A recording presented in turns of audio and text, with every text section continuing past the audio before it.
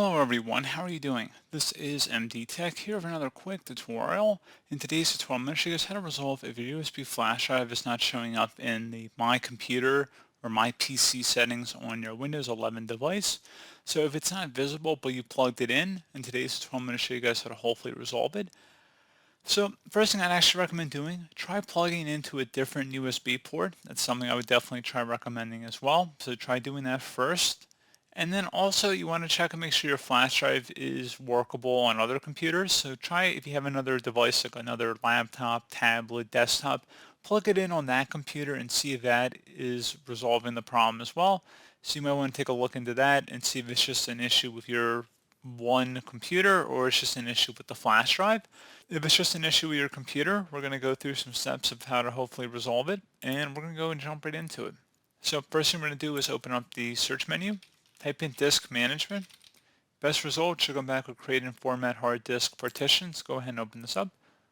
So while this tutorial is being performed on Windows 11, it will work for Windows 7, Windows 8, and Windows 10 devices as well.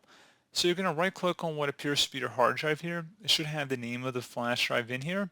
You want to right click on it and select where it says properties.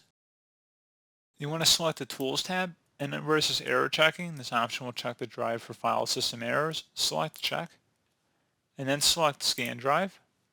If there are any errors were found, it should hopefully have repaired them at that point. So at this point, if you're still having a problem, you want to go ahead and right click on the drive again you're having the problem with here. It should be pretty small compared to your hard drive, so that's one way you can tell if you're unsure which one's your flash drive here.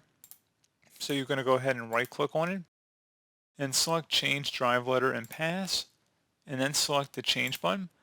Now where it says assign the following drive letter, I recommend changing it to a different drive letter than what was previously in there. And then you want to select the OK button. So it might say some programs that rely on drive letters might not run correctly. Do you want to continue?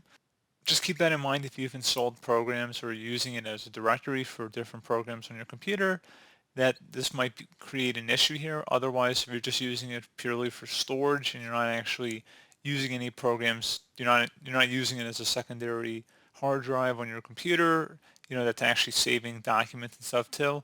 That's the biggest issue that could be created by switching the drive letter here. If that's not, relevant for you or that's not a problem, you go ahead and select yes.